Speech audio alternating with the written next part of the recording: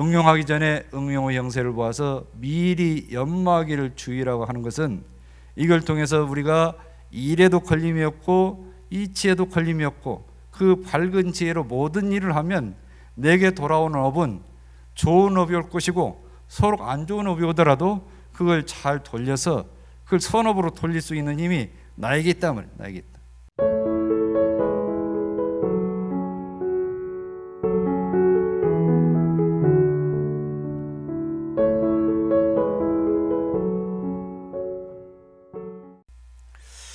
오늘은 상시응용 주의사항 2조인 응용하기 전에 응용의 형세를 보아 미리 연마하기를 주의할 것이요, 이 본문으로 말씀을 드리겠습니다.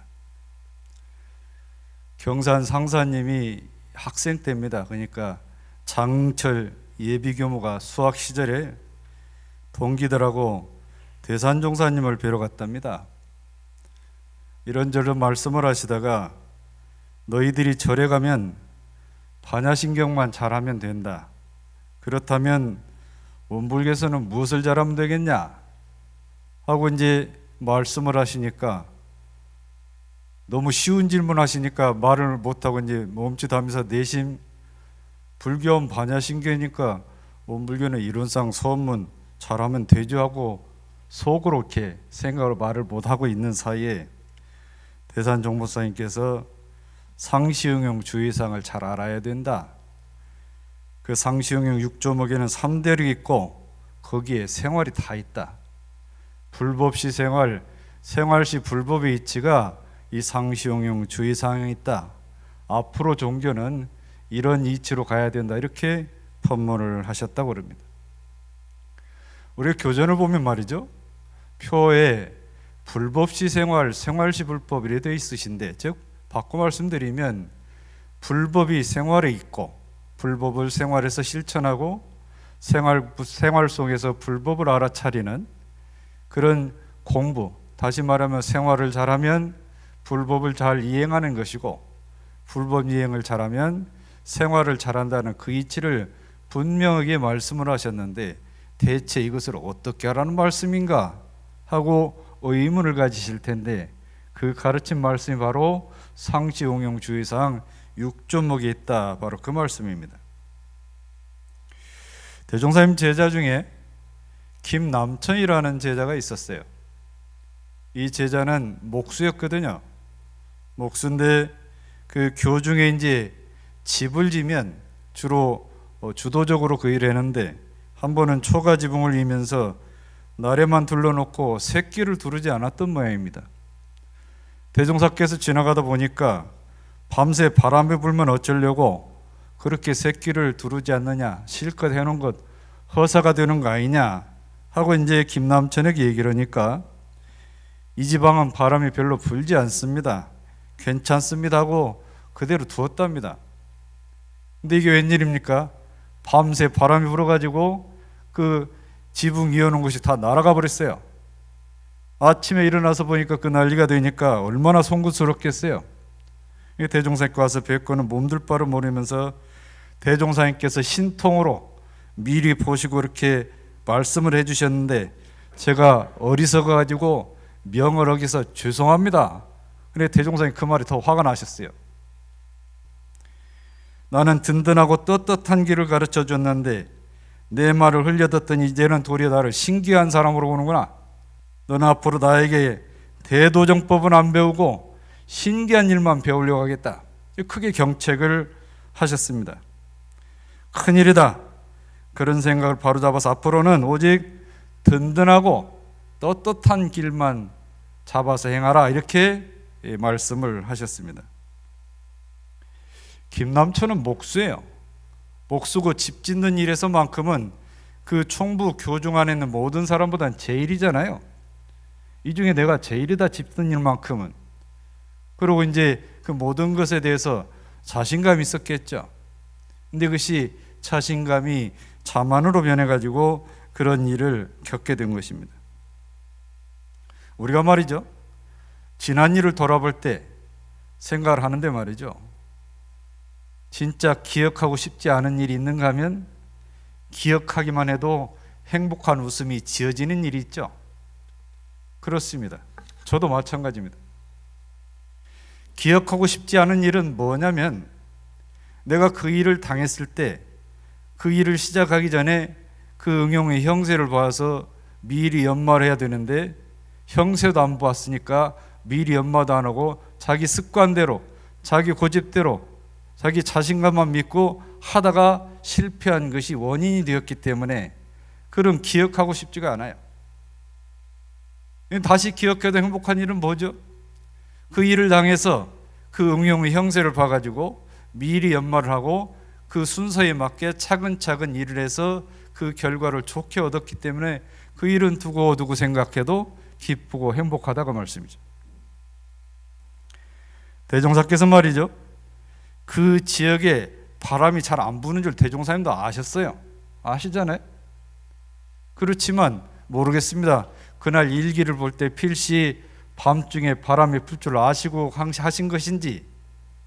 그런데 대종사께는 평시 어린 제자들에게 말이죠, 빗자루질은 이렇게 해야 된다, 걸레질은 이렇게 해야 된다, 세세곡절 가르쳐 줬거든요.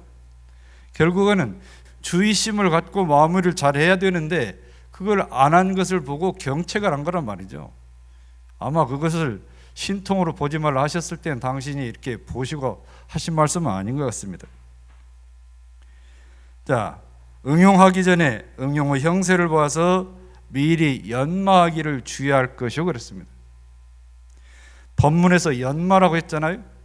연마는 연구해서 맡아간다 그런 뜻이지만 두드려서 단련해서 맡아간다, 갈고 닦는다니 그런 뜻이 함께 담고 있습니다.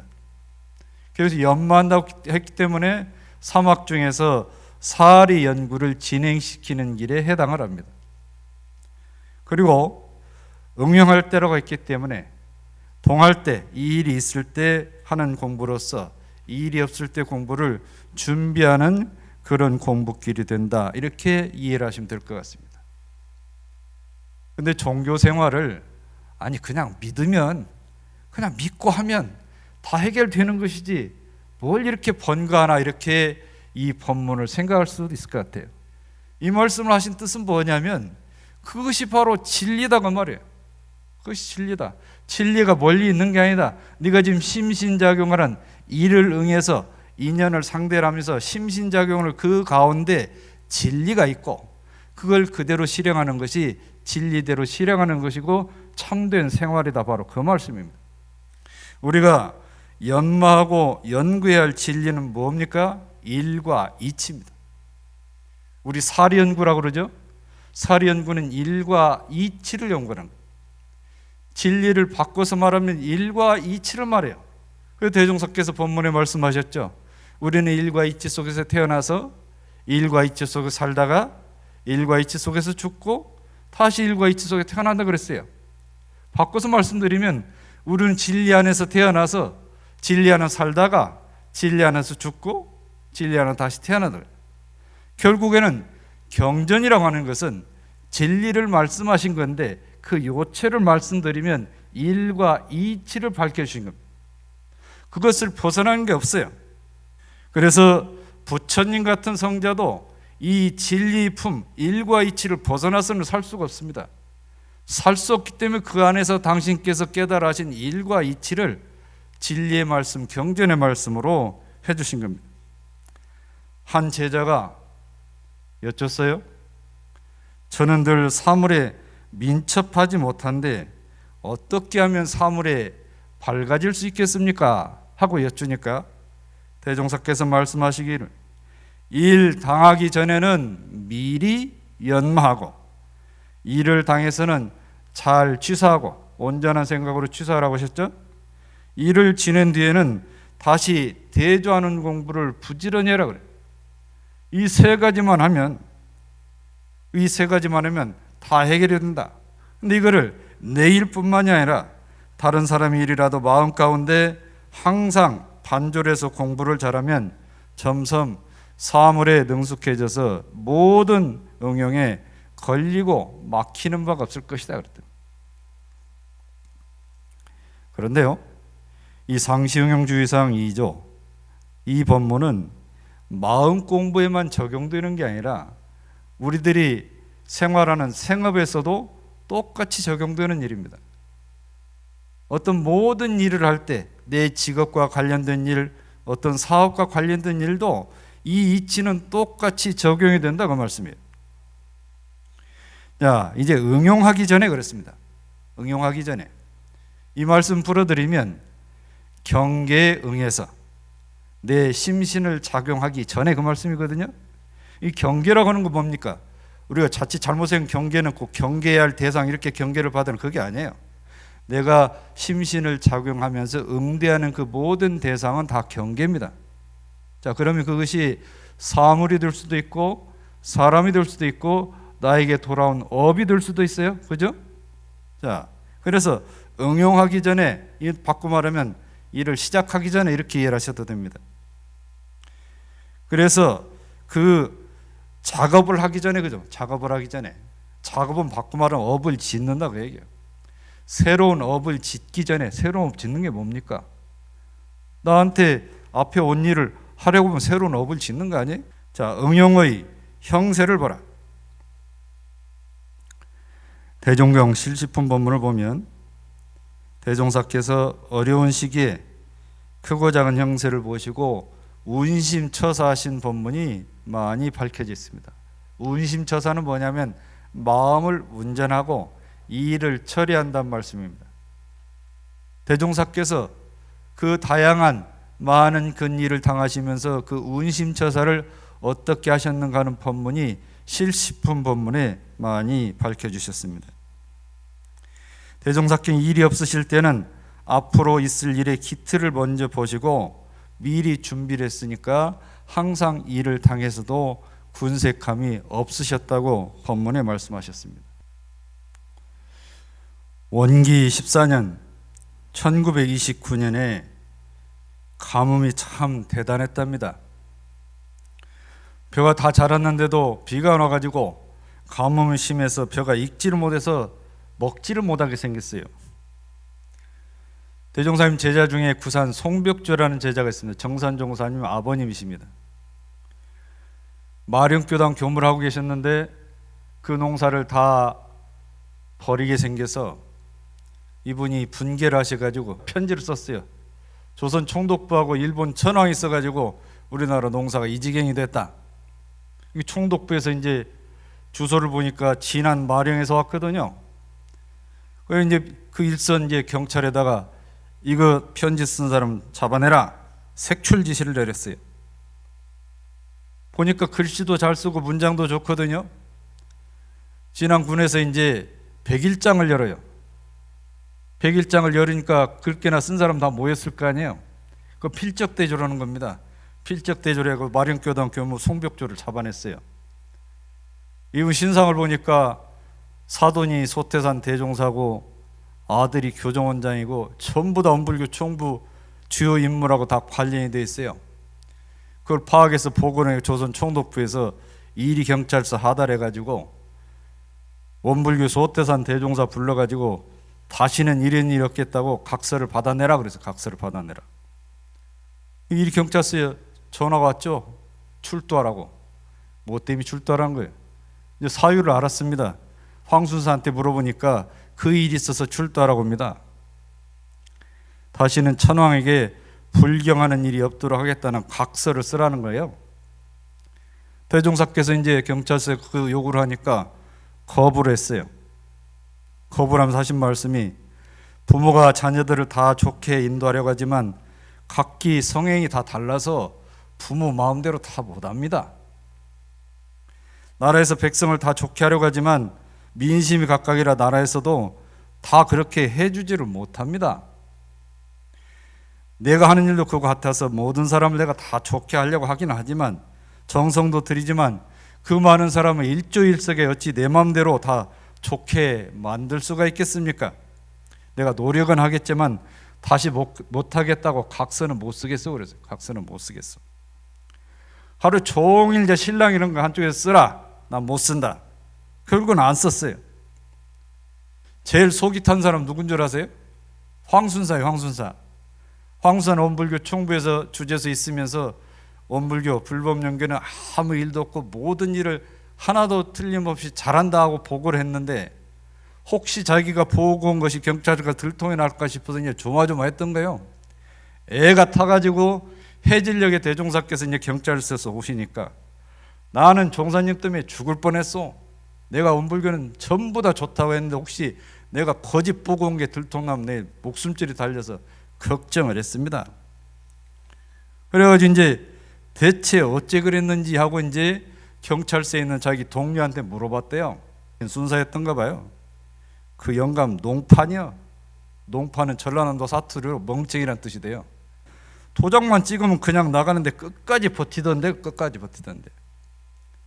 그리고 이제 나오니까 황순사가 대종사님 벗고 아니 도장만 찍으면 나오는데 그 별것도 아닌데 그걸 끝까지 버티고 그러시냐고. 참 답답해. 그렇게 답답해서 어떻게 이 회상을 운영을 하신다고 그러십니까? 그랬어요? 그래요. 답답하지. 답답해. 근데 그 도장 별것도 아닌데 내가 그걸 찍어줬으면 그 찍는다 그것이 그대로 되는가? 그게 안 되죠. 안 되지만 그거 별것도 아닌데 뭘로 그렇게 하루 종일 버티고 있었습니까? 하고 타들 하시니까 안 된 일을 된다고 도장을 찍는 것은 양심을 속이는 것이야.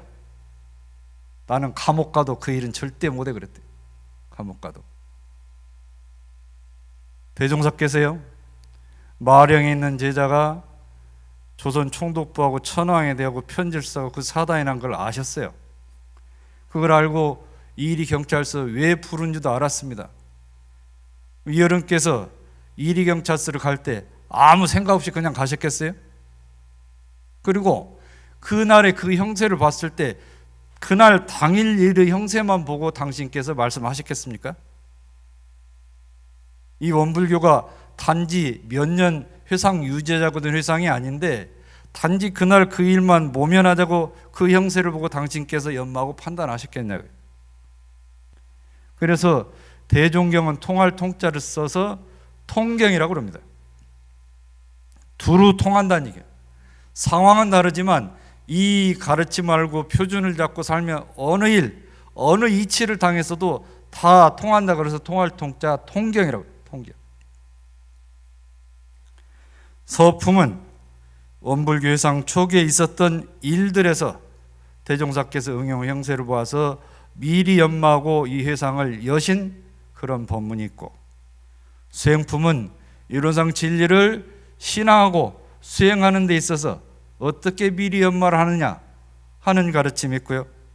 인도품은 사람으로서 떳떳이 행하는 길이 어떤 길인가 하는 것을 가르침을 주셨고, 인과품은 짓고 받는 그 인과의 이치에 따라서 업을 어떻게 응대할 것이냐, 내게 돌아오는 업을 어떻게 응대하는 것이 바른 길이냐 하는 법문을 밝히셨고요. 실시품은 사람과 일을 당해서 마음을 쓰고 일을 처사하신 대종사님 운심처사 그 실제 실행하신 바를 밝혀주신 겁니다. 교단품은 교단을 운영할 때 어떻게 법도 있게 운영을 할 것이냐, 그 응용의 형세를 어떻게 봐서 연마를 해가지고 이 교단을 운영할 거냐 하는 길을 우리 후래 제자들에게 알려주신 법문이 교단품에 담겨 있습니다. 그래서 이 대종경 법문에서 우리가 그 길을 찾으셔야 됩니다. 응용의 형세를 보는 경우는 여러 경우가 있을 거예요. 제가 말씀드리는 것 말고도 여러 경우가 있을 텐데 몇 가지만 말씀을 드리겠습니다. 내 앞에 온 이 일을 당해서 응용 형세를 보는데 이것이 내 책임 범위 안에 있는 것인가, 책임 범위 밖에 있는 것인가, 그 형세를 보라고 말이에요. 내 책임 범위 안에 있는 일이면 그 일이 한 가지가 되든 여러 가지가 되든 그것을 일심을 가지고 응대하면 그 모든 일이 바로 나의 일이다 그 말이에요. 나의 일이다. 그래서 이 일을 할 때 저 일을 살피고 저 일을 할 때 이 일을 잘 살피면서 해야 되는데 그것을 미리미리 연마하면 된다 그 말씀이죠. 근데 이것이 내 책임 범위 밖의 일인데 억지로 끼어들면 얼마나 힘들겠어요? 그렇잖아요. 대종사께서 말씀하신 세상에 두 가지 어리석은 사람의 부류가 있다. 첫째는 제 마음대로 쓰지 못하면서 남의 마음을 자기 마음대로 쓰려고 하는 사람입니다. 둘은 제 일 하나도 제대로 하지 못하면서 남의 일 간섭하다가 시비 가운데 들어서 고통받는 사람이다 그랬어요. 그러니까 일이 형세를 봐서, 응용 형세를 봐서 이게 내 책임 범위 안에 있는 일인가 밖에 있는 일인가 보고 미리 연말해서 응대를 하라 그 말씀입니다. 그 다음에 이미 경험한 일이라 이것이 예측 가능한가 아니면 경험하지 못한 새로운 일인가, 이거를 그 형세를 봐라 그 말입니다. 예측 가능한 일이면 예전에 갖고 있던 경험의 바탕에서 할 거고, 새로운 일이면 새로 준비를 해야 될 거 아닙니까? 그리고 지금 되갚아야 할 경계인가 또 멈춰서 해야 될 경계인가, 이걸 또 형세를 보라고 말이죠. 우리가 마음 공부를 하는 이유 중에 하나가 죄복의 이치를 알아서 그 죄복을 내 뜻대로 내 임의로 하는 그런 능력을 갖고자 하는 데 있잖아요. 그 말씀 우리가 바꿔 말할 때는 천업을 돌파한다는 표현을 써요. 천업을 돌파한다. 이 말씀 뭐예요? 내가 지은 업은 어차피 나에게 돌아왔다. 부처님도 정업은 면하지 못한다고 그랬죠? 그러면 내게 돌아온 업, 그거를 나에게 가져다 주는 상대지만 그걸 받아들이는 건 나예요. 내가 받아들일 때 그걸 어떻게 받아들이느냐에 따라서 그것이 그 업을 무난히 넘길 수도 있고, 그렇지 않으면 이것이 같이 수레바퀴 같이 맞물려서 계속 갈 수도 있다 그 말이에요.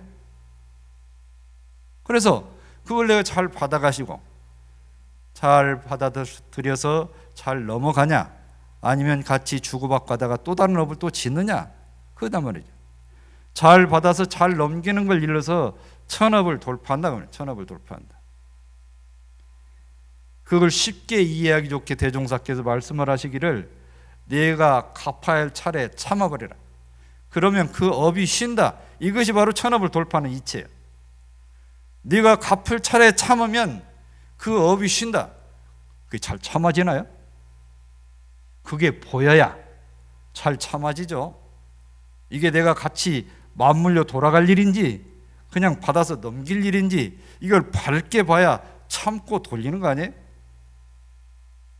그런 형세를 보라 그 말씀입니다. 그걸 알면 잠깐 멈춰서 갚을 차례지면 참고 돌리고 그러죠. 또는 당장 이겨내지 못할 경계면 잠깐 피하라고 그랬어요. 피경. 모든 경계를 다 응대할 게 아니라 지금 이 시간 여기에서 상대하면 더 불라인하고 어려울 것 같으면 잠깐 피하라고 그랬어요. 다음에 원근친수 12에 끌리고 있는가 아니면 중도를 지키고 있는가, 그 형세를 보란 말이에요. 일이 딱 왔어요. 내 가깝고 친하면 좋게 해주려고, 멀고 소원하면 그냥 마음 내키는 대로 하고, 그런 거냐 아니면 그런 거 관계없이 내가 중도를 잘 잡고 하려고 하느냐, 그 형세를 보라고 말이죠. 대종사께서 말씀하시기를 이 일이 없을 때는 항상 이 일이 있을 때 할 것을 준비해야, 그 준비가 해야 되죠. 근데 그 준비가 없으면 일을 당해서 창황전도라, 막 굴러요. 예? 당황해가지고 굴른단 말이죠. 이 일 있을 때는 어떤 마음을 가져야 되냐, 일 없을 때 심경을 가져라면, 일 없을 때 심경을. 만약에 그 심경을 갖지 못하면 판국에 얽매인다. 그 판에 얽매여. 그 울타리 안에 벗어나지를 못한다 그 말이죠. 형세를 잘 알아서 중도를 잘 잡아서 미리 연말을 잘하면 판국도 벗어나고 당황하지도 않는다 그 말. 당황하지도 않는다.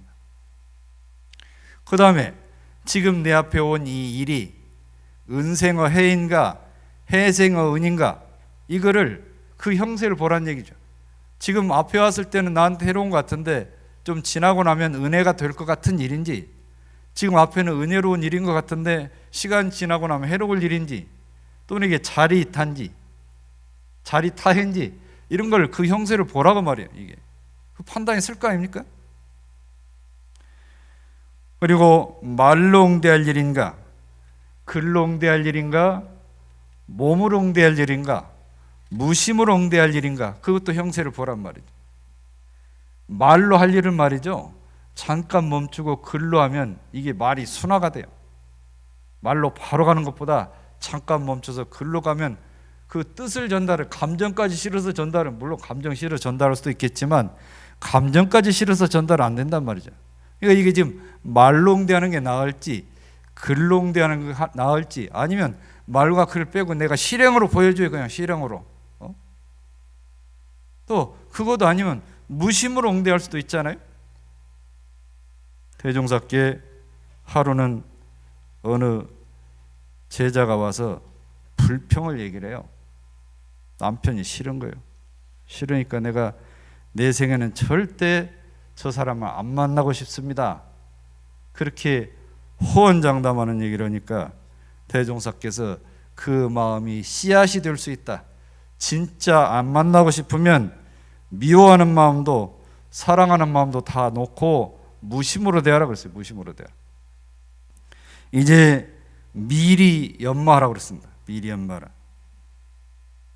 사리연구에 보면 세상이 넓어서 이치의 종류도 수가 없고 인간이 많아서 이의 종류도 한이 없다. 그런데 우리에게 오는 고락이 우연히 돌아오는 것이든 스스로 지어서 받는 것이든 각자 심신을 작용해서 업을 지은 결과랍니다. 그래서 우리는 일이 12회를 미리 연마해서 취사를 잘 해야 된다. 이렇게 사리연구에 말씀하셨습니다. 자, 그러면 우리가 사리연구에서는 뭘 얻자는 것이냐? 뭘 얻자는 것이냐? 일과 이치, 아까 사리연구는 진리연구라고 그랬어요. 사리연구, 일과 이치를 연구하고 진리를 연구해서 뭘 얻자는 것이냐? 서품 19장에 말씀하시기를 부처님과 같이 이무에 사무에, 즉 지혜가 밝아서 이치에도 걸림이 없고 일에도 걸림이 없는 그런 연구력, 지혜를 얻기 위해서 사리연구를 한다. 우리가 일에 밝은 사람은 일머리가 밝다고 그러죠. 일머리가 밝다. 이치에도 머리가 있어. 이치머리.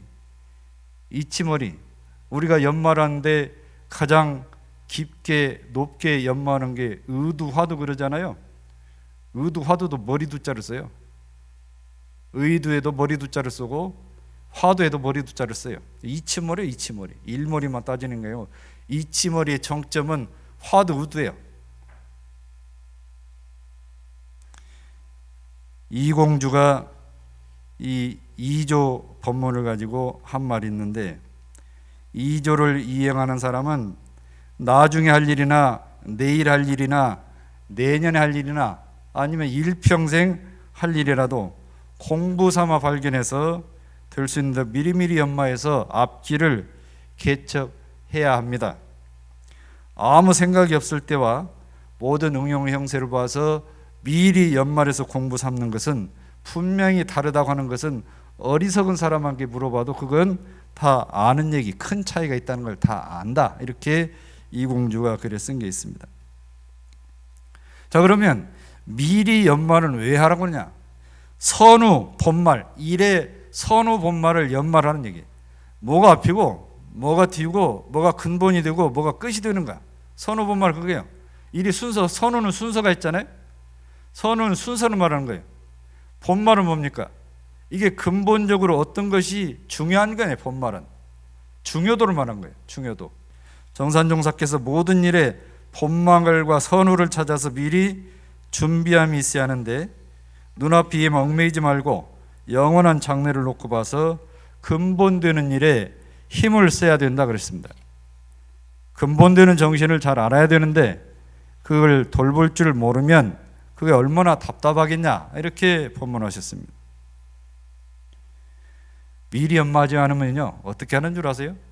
원근친소 12에 끌려서 하고 자기 습관대로 하고 자기 주견에 빠져서 하고 그렇습니다. 그래서 미리 연말하는 겁니다. 두 번째 미리 연말한 뜻은 뭐냐? 준비 공부를 잘해라. 준비를 잘해라. 준비를 잘해라.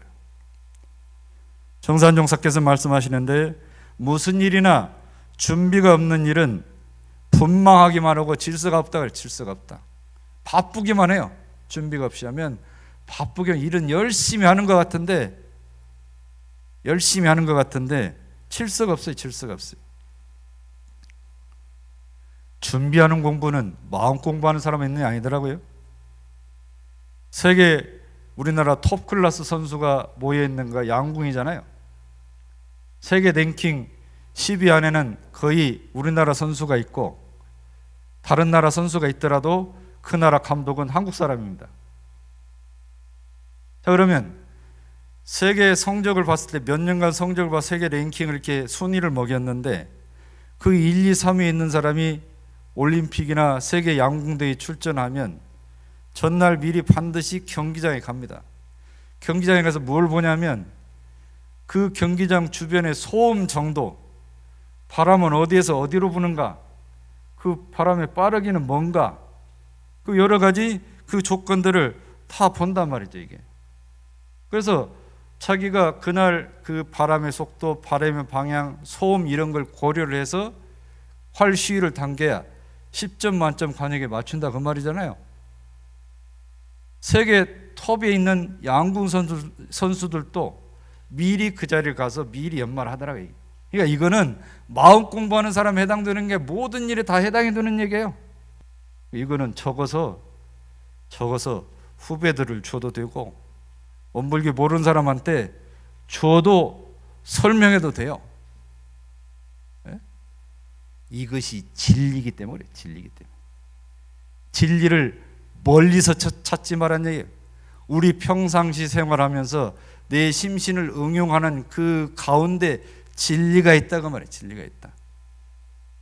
그러니까 응용하기 전에 응용의 형세를 보아서 미리 연마하기를 주의라고 하는 것은 이걸 통해서 우리가 일에도 걸림이 없고 이치에도 걸림이 없고 그 밝은 지혜로 모든 일을 하면 내게 돌아오는 업은 좋은 업이 올 것이고 서로 안 좋은 업이 오더라도 그걸 잘 돌려서 그걸 선업으로 돌릴 수 있는 힘이 나에게 있다 말이에요. 나에게 있다. 그 가르침입니다. 그래서 이 일을 통해서 우리가 항상 지혜와 복이 가득한 하루하루를 이어갔으면 좋겠습니다. 감사합니다.